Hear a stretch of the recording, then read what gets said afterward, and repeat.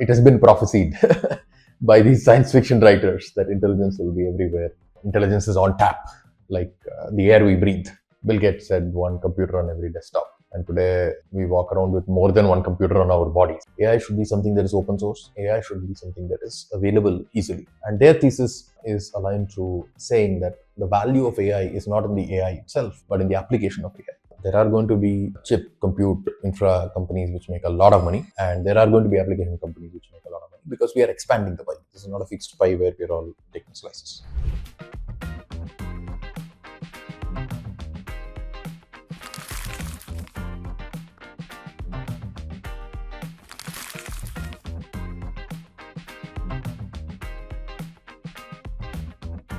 Steve Jobs said one computer in every home, and I think Bill Gates said one computer on every desktop. And today we walk around with more than one computer on our bodies, right? We have a computer on our watch, we have a computer in our phone, we have a computer in our earpods.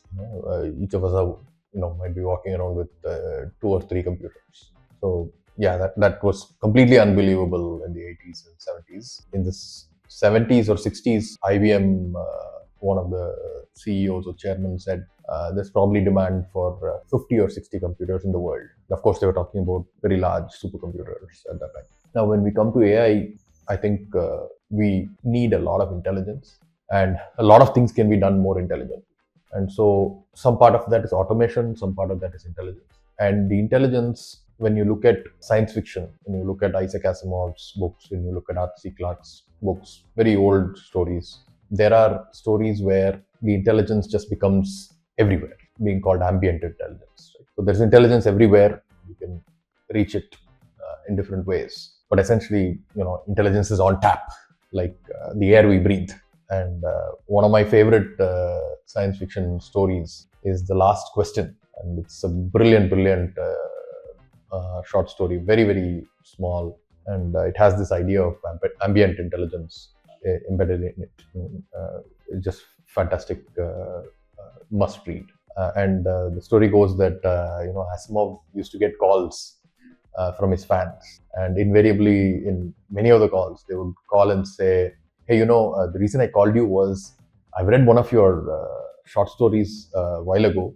I don't remember the name of the short story, and I can't get it out of my head, and I really want to read it. Can you tell me, if I tell you the story, will you be able to tell me the name of the short story? And it got to a point where he would just guess that, hey, the short story you're looking for is The Last Question. So that's how good it was. And the short story is about intelligence being created. And in Asimov's universe, the intelligence was a central intelligence, and how that intelligence was growing over time until the intelligence was everything. So it's a fantastic short story. I would strongly urge anybody to read it. So it has been prophesied by these science fiction writers that intelligence will be everywhere and ambient. Then the question comes, what does this intelligence do? What can it control? What can it not control? Physically, what can it do? What can it not do? Obviously, on the internet, anything digital it can do. Then the question becomes, is it centralized? Is it distributed? And Isaac Asimov's intelligences were always largely centralized. But Arthur C. Clarke and many others imagined distributed intelligences. And these distributed intelligences were not necessarily all aligned with each other. And so therefore, you could have different challenges arising from that. And so to me, in the short or medium term, we're going to have intelligences that beat us, beat humans in almost everything we do.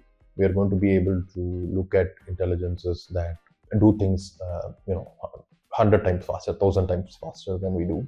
We are going to have intelligences that create art. We're going to have intelligences that create music. We're going to have intelligences on tap for anybody in the world to use. And today, as with the last 100 years, a lot of poverty, a lot of challenges in the world are not because we don't have enough resources, or not because we don't have enough money or wealth or anything else, but it's because it's not distributed evenly, and everybody doesn't have enough of it. And having intelligence on tap for many more people might help us become much more efficient as a species, and hopefully will get us to all it is all to a much better place. So I think if you have to put a prediction in a short way, I would say we'd have the intelligence, we'd have a superhuman intelligence at our beck and call, anywhere, everywhere, wherever we want.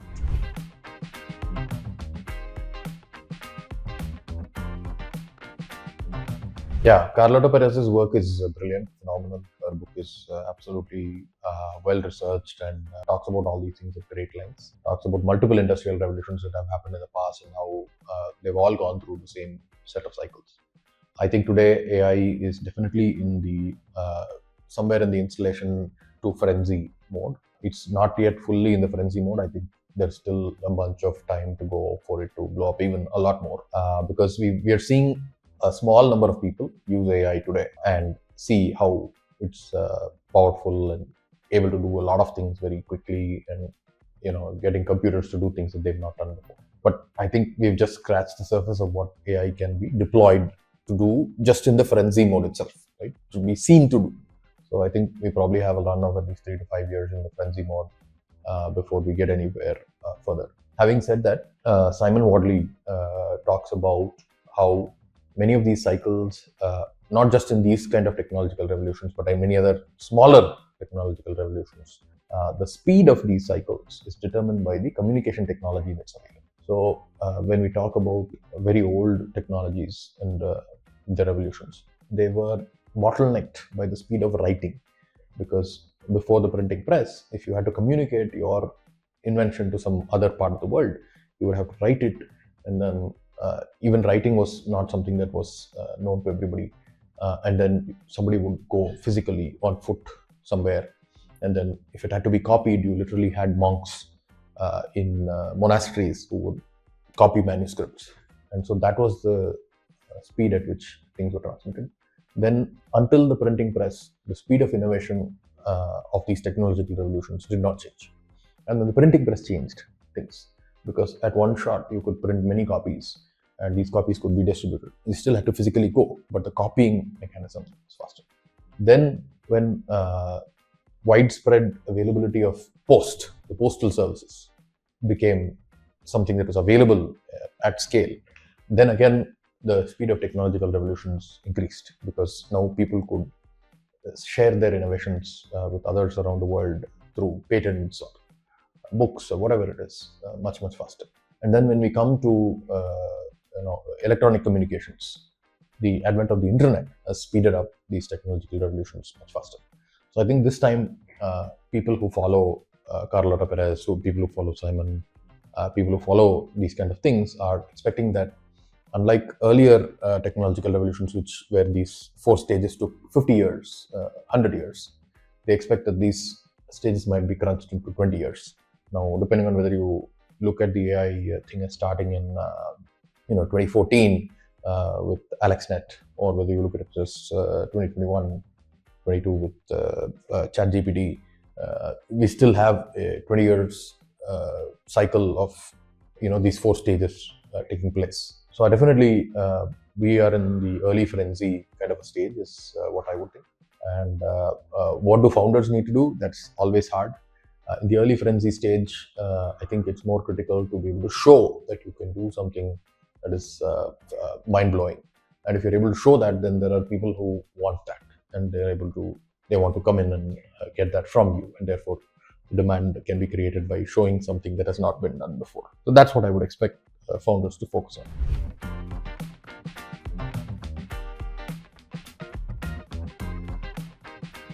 %. I think this is a real problem. I think many people are using LLMs and Gen AI for things that ML would be far better suited. I definitely see this as a challenge, but I think it will solve itself in some time, because the earlier set of ML models and tools and frameworks and platforms are very difficult to use. They're not easy to use for most people. And I think AI will, people using AI, people using copilots, they will be guided to use ML models for those applications, right? And to me, the metaphor, or what I like to think of is you have calculators and you have AI. So if you're trying to use numbers, if you're trying to add numbers, subtract numbers, compare things, do things which are very deterministic, then you should be using calculators and computers as calculators. If you're trying to do things which need some creativity, which need some hallucination, which need some things that are non-deterministic, then you should be thinking about using Gen A. And ML algorithms typically are more in this side of things, where they are doing something deterministic, where they're trying to do some lot of calculations and come up with stuff, and we'll be doing this. And what's going to happen is, on the Gen AI side, you will soon have, you already have tool use capabilities. So the AI can use tools, and one of the tools can be this calculator, right? So in the near future, let's say you want to do a clustering, or you want to do, some kind of ranking or scoring, which ML algorithms are generally better at. If you give it to a AI, Gen AI, LLM, it might actually realize, hey, this is a clustering problem, and for a clustering problem, this algorithm is better. And so I'm going to use this data, use this algorithm, call this in this context, get the results, and then synthesize and contextualize the results and give it back to you, rather than try to do the clustering or ranking by itself. So this will happen very soon. In one of the benchmarks for AI, it's called the ArcAGI benchmark, and that is supposed to be the toughest benchmark so far for AI to do. There are 2-3 approaches which are interesting. One where people are doing little less than LLM doing algorithms. They're also doing really well, but these are hyper specialized algorithms which will only work for that benchmark, right? They're not generalizable, completely generalizable. If you want to do that kind of an algorithm, you'll have to run that on a specific learning data and so on. Then the second one, last year's winner, what he did was used LLMs to generate Python programs, and the Python program would then run the benchmark, and different Python programs for different parts of the benchmark, and they got a high score. This year, the same winner, what he did was he uses the LLM to create an English language program for what he wants to do to solve the benchmark problem, and then iterate on that English language program, and that is the leader so far, I think, or at least one of the top 3. The interesting thing about this is that by using these multiple stages, where stage 1 is to understand the problem, stage 2 is to generate English language solutions, pseudocode for solving this problem, and then seeing which of those programs work well and iterating on the programs that are working well, they are able to beat the state of the art on this ArcAGI 2 benchmark by a fairly large margin. So that's pretty interesting, and I think that's what will happen, where the LLM is able to create tools, both using itself or using other ML techniques or using Python programs, and therefore deal with different problems that are given to it in different ways. So another way of answering what you're saying is, I as a human may have poorer judgment on how to solve a particular problem, but when I give it to the AI, I expect the AI to think of different ways to solve the problem, whether by using its own means, whether by writing a Python program, or whether by using NumPy or scikit or whatever else to solve that problem. And I only care about whether the problem is solved well, and whether there's a way to measure that the problem is solved well. I don't really care about how it's solved.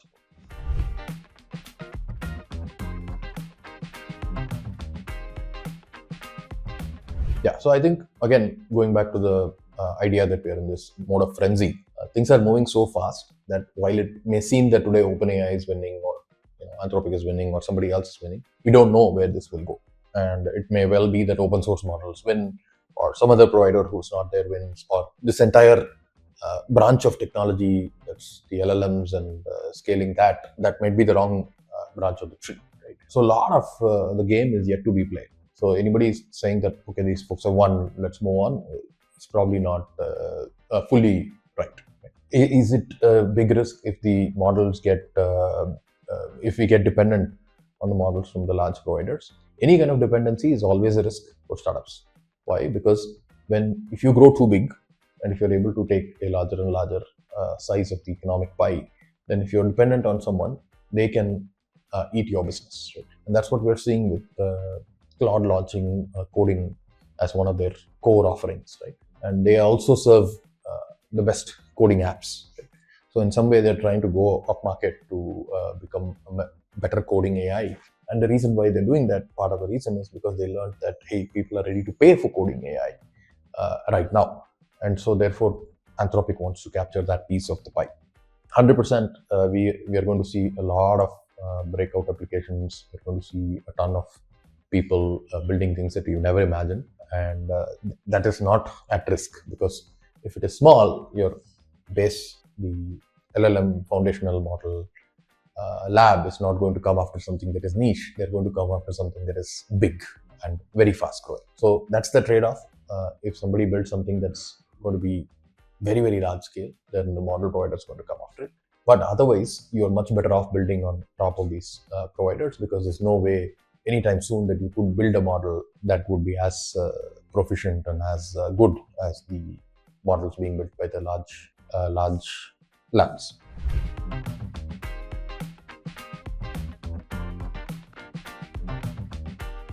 Yeah, so I think it's not an either or. That's the first point, right? It's an and.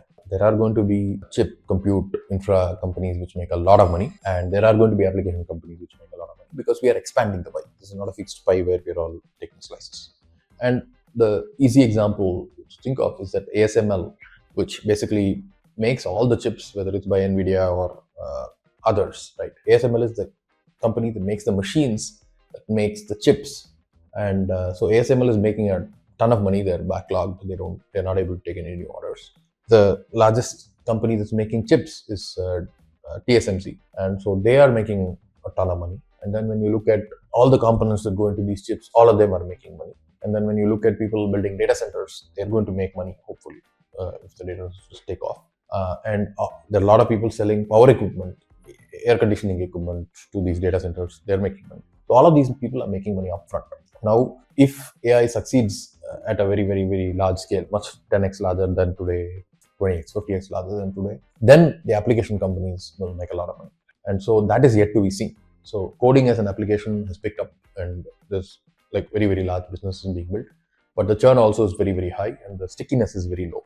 So we don't know whether a lot of this will eventually migrate to Microsoft with a Visual Studio or to Anthropic, and these startups may not be able to make it, right? Similarly, there are other horizontal applications where we don't know where it will land. Is there utility? Yes. Are people ready to pay for it? Yes.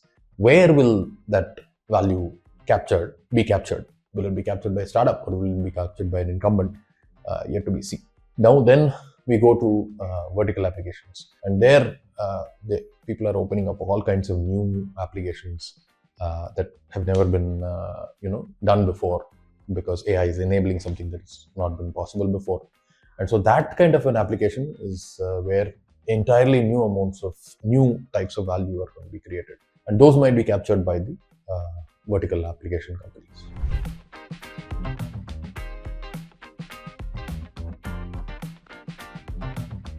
Yeah, I think this is one of the interesting arguments between capitalism and communism as well, which is where does the value accrue?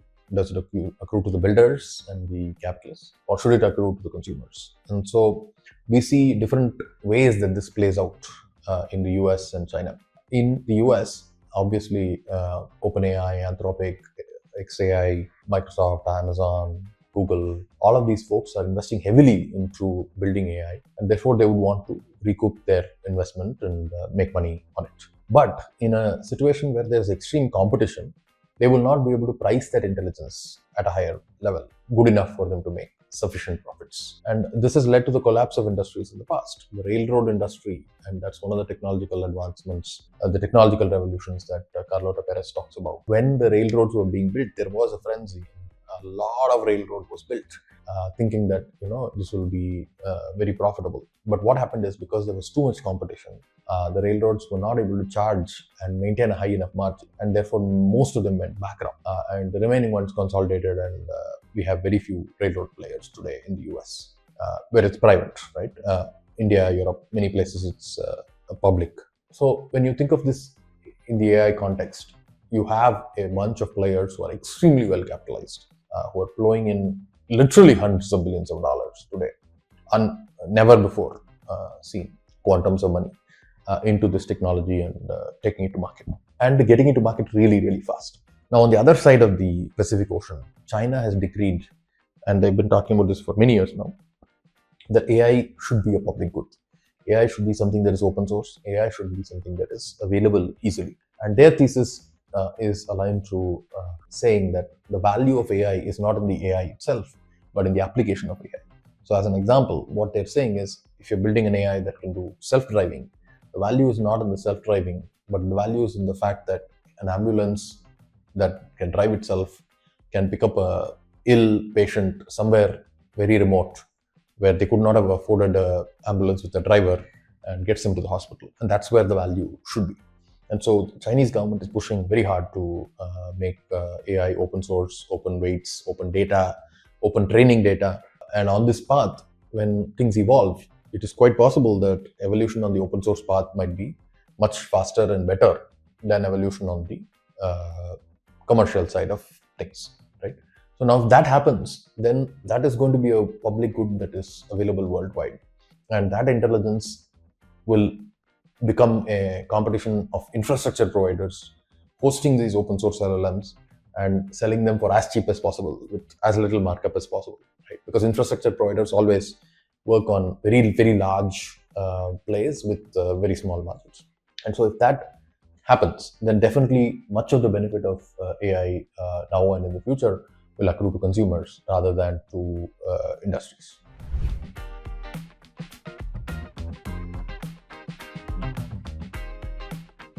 I think the sectors that can be most helped by Gen AI are the ones where there is a lot of unstructured data and data that is hard to digitize and have in a structured format. As a comparison, in banking, all the data is numeric largely and built around that numeric data, and it's been digitized for a while. Versus in healthcare, this data is very, very unstructured, very messy, all over the place, cannot be easily understood by computers. And so therefore, in those kind of places, AI is picking better. Similarly, when we look at all kinds of knowledge work, that's where people are using their minds to think and come up with solutions to problems that are very different each day. One of the things about knowledge work is that the work that's done every day is very different. Now, can AI be used to automate such work? It's not clear yet. And so therefore, we have to, when founders are looking for problems to solve, they have to look for problems that are there consistently over time. They have to look for problems that are similar over time.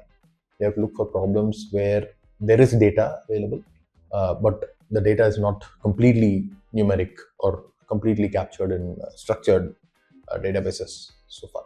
So in a combination of these things, when we look at definitely knowledge work, services like therapy, services like counseling, coaching, a lot of these things. In education, to be a personal tutor, to be able to guide somebody individually on a learning path. A lot of these areas are where AI can really make a very, very large transformative impact.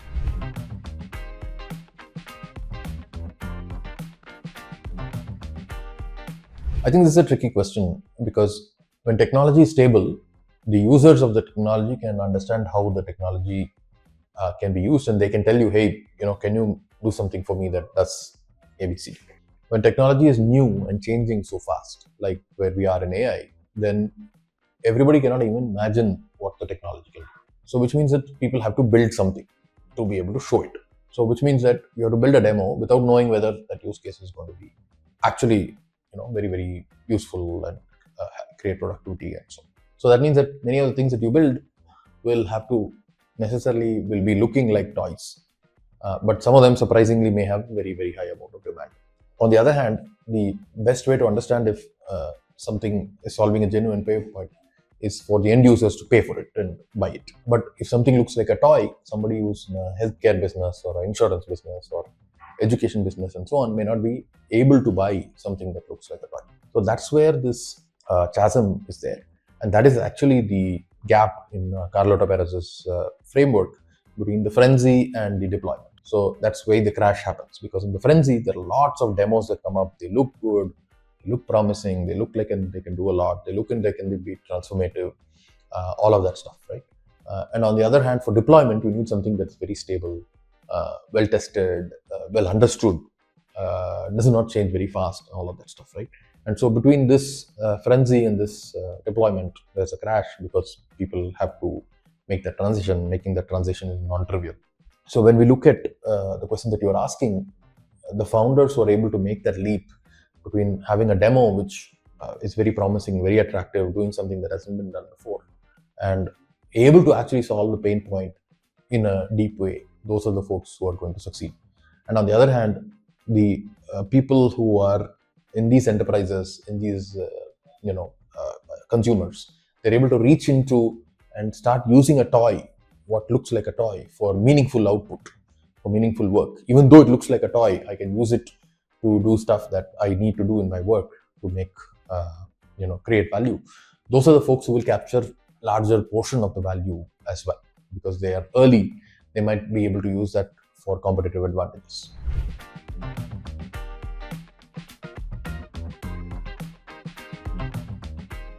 Yeah, so I think this is a very tough question on one hand.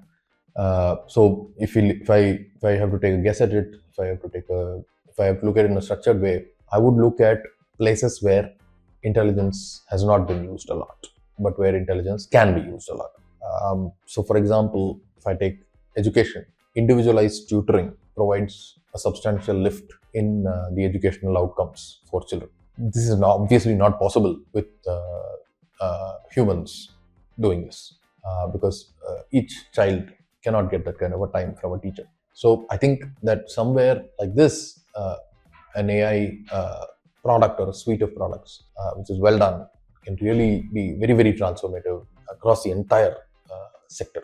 Now, when electricity and the energy revolution happened about 100 years ago, one of the interesting winners actually was refrigeration, because now refrigeration could be done, things could be kept cold. And when refrigeration happened as a technological revolution, then on top of that, one of the winners was actually cold packaged goods, frozen foods. So what wins because of which technology is very hard to predict a priori. But I would look at where we are not applying intelligence as a marker to see, hey, if we apply intelligence to those spaces, can we have a 20% better, 50% better, 10 times better, 100 times better outcome? And I would look for applications in those spaces if I were to build something today.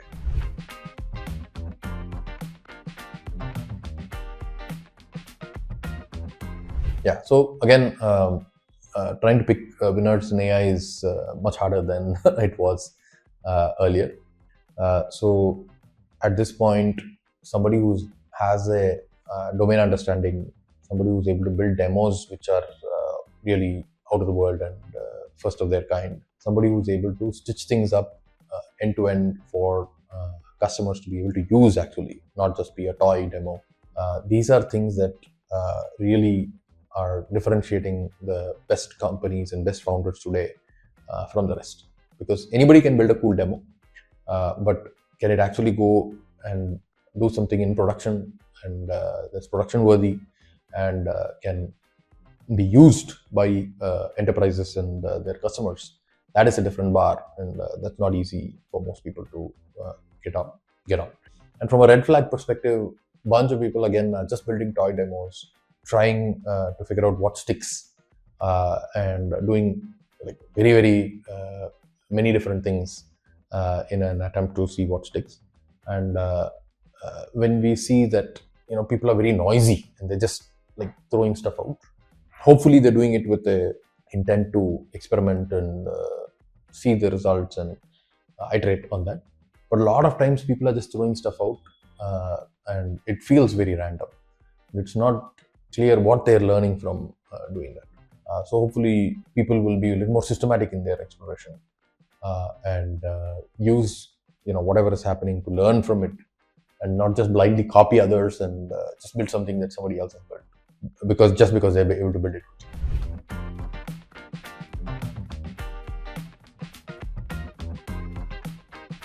The internet was brilliant because in the 90s it emerged as a decentralized network, and therefore the internet is hard to be captured by any single player.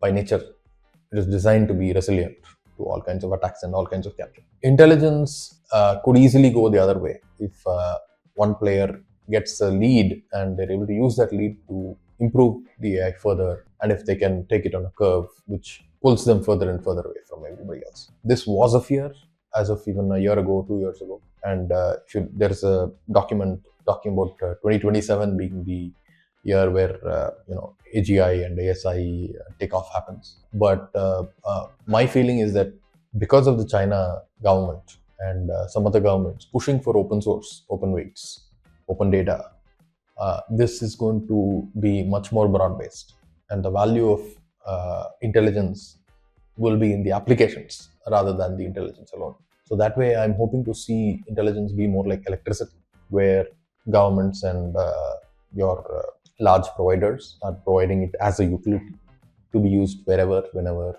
it is required. And the value creation is on the upper layer, closer to the customers. And by shaping the raw intelligence into whatever you need, you create that value. Just like raw electricity is not useful for us, but obviously nothing in our world, almost nothing in our world will run today if that raw electricity is not shaped for our usage by different devices and different things around us. So same way, that raw intelligence should become a utility which is shaped by many providers into ways that we need that raw intelligence to perform a certain task.